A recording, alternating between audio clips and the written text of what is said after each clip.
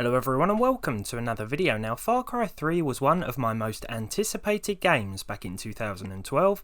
The only problem was that my PC couldn't run it, and even the current gen consoles at the time, the Xbox 360 and PlayStation 3, struggled to maintain a decent frame rate, with both versions often dipping as low as 25 or worse. I remember trying to play the game on my AMD A4-3300 APU, which went about as well as you can imagine, with the onboard HD 6410D graphics buckling under the pressure. Despite the poor performance across the board, Far Cry 3 turned out to be my favourite game in the series so far, and I'm sure many of you would agree with that sentiment.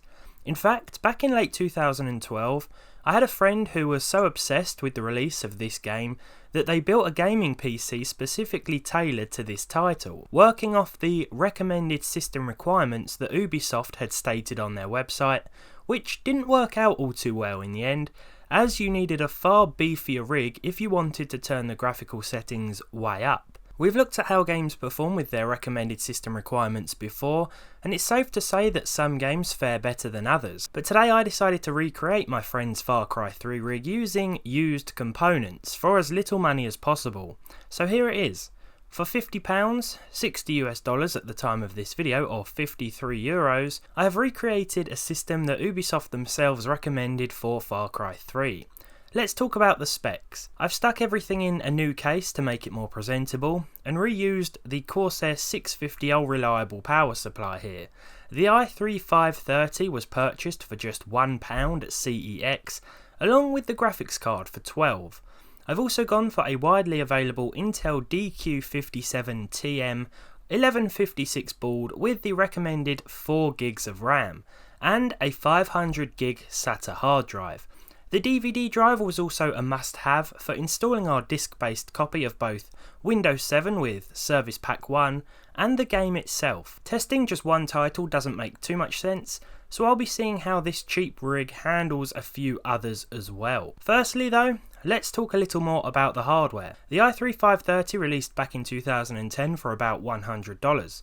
It's clocked at 2.93 GHz and has 2 cores with 4 threads. Browsing the web and such still feels fine, though remember we are using Windows 7, and the i3 scores similar to a Pentium G3258 and a mobile Core i5. The 1GB HD 5770 is clocked at 850 MHz and launched in 2009 as a mid-range $150 GPU, but just like the i3, it was already a couple of years old when Far Cry 3 came out. Nonetheless, it supports DirectX 11, so can run nearly all modern games.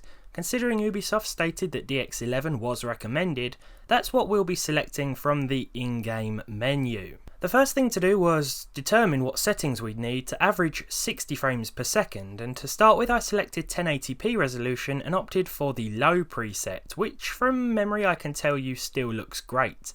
Aside from 1920 by 1080, the game was running at its absolute minimal visual quality. I was just running around the map exploring, and after taking an average from 30 minutes of gameplay, it seems we were hitting 58 FPS, with a 1% low of 30 and a 0.1% low of 21. That's not bad, but I would personally assume that recommended system requirements would mean a solid 60 FPS at high, though as we've seen before, that's not often the case. During one of my favourite missions, Kick the Hornet's Nest, the average dropped but the percentile figures went up.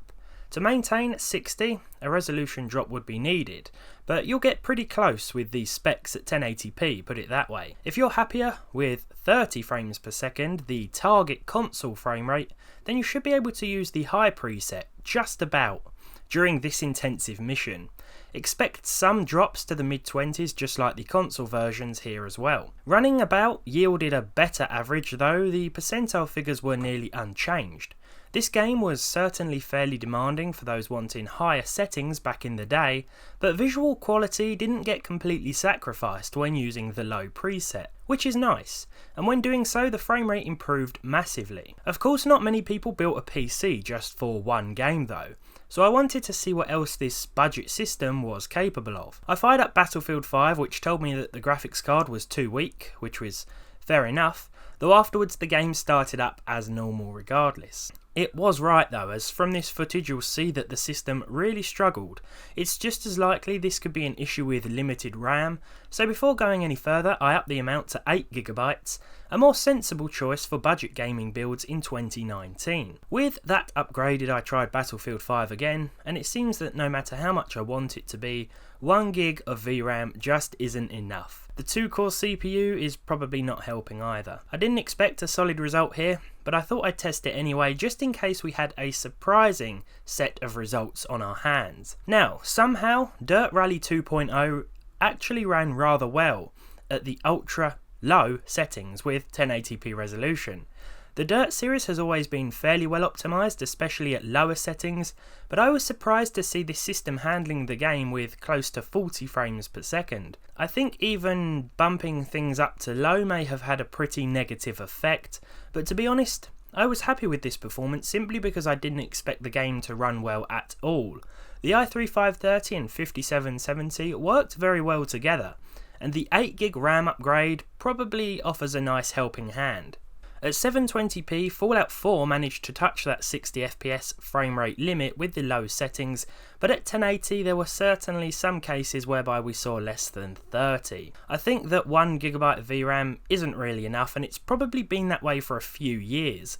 That said, the results will vary depending on the game, because as you saw, Dirt 2 was tearing along just fine.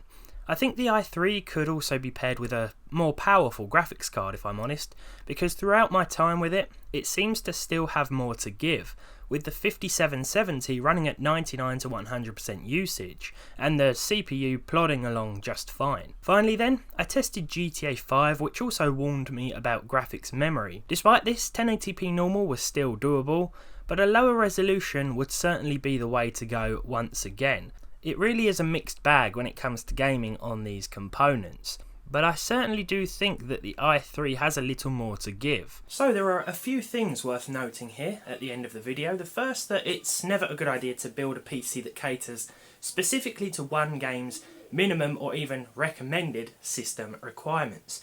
Now, we've tried this before, and more often than not we've seen that it doesn't always work out, but I think one exception to this rule may be indie games, ones that recommend integrated Intel or AMD graphics, such as the HD 4000 series for example, because if a developer of indie titles are putting out specs like that, then you can probably expect it to run on almost anything. I'm sure there are some exceptions to that rule as well though. I'd also like to talk about the 1156 board which this system was based around. Of course, we were using the cheapest and the first i3 processor, the 530, which features 2 cores and 4 threads and still seems to hold up okay, especially when you consider that you can purchase it for just £1 at CEX. That really is a no-brainer if you have an 1156 board in your system. If you've already got an 1156 board, chances are you've got a better CPU than the i3 530, but if you can find one of those boards cheap, you're looking for a simple setup that's not going to cost you too much,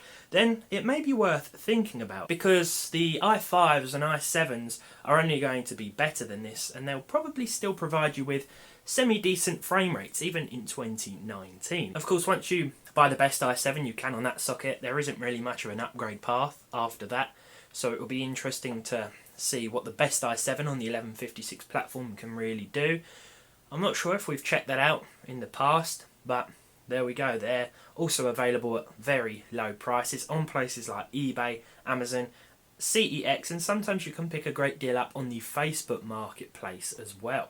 We have taken a look back at the i3 530 on a couple of occasions. We were testing it once against the first Core 2 Quad CPU. You can go back and watch all of these videos and it might give you some insight as to whether one of these is right for you. The third and final thing I'd like to mention is the Radeon HD 5770. I don't think I could recommend that card in 2019 unless you are looking to put together something very basic that may surprise you in a few instances, but it's always going to be hit or miss. You might fire up a game and you'll constantly be wondering whether or not the 5770 can actually run that title. As you saw with Dirt 2, it did absolutely fine despite the 1GB of VRAM, but in other titles there will be some heavy frame drops, and I don't think a faster processor is really going to help it out all that much, if at all, in some cases. 1 gig of VRAM as well, while we're on the subject. I don't think it's enough anymore. That's probably been the case, as I said, for a couple of years. Personally, I'd be inclined to look out for cards with 2 gigs of GDDR5 or more. GDDR5 is always preferable to GDDR3 or even DDR3. All in all though, for a £50 build, I don't think it's too bad. For your basic everyday usage and a few light games, it's going to do okay, especially in those older titles. Titles like Far Cry 3 that, despite not really living up to what I'd expect from recommended system requirements, did okay, albeit with slightly lower settings. With all that said, I hope you've enjoyed today's video. I was just in the mood to build another cheap gaming rig on a limited budget, and I thought, why not focus it on Far Cry 3, considering my friend still uses the build that he put together specifically for this game. I could have just probably asked to borrow it, but you know, I'd rather build it myself. Anyway, thank you for watching. If you enjoyed it, leave a like. Leave a dislike if you didn't. Subscribe to the channel if you haven't done so already, and hopefully I'll see you all in the next one.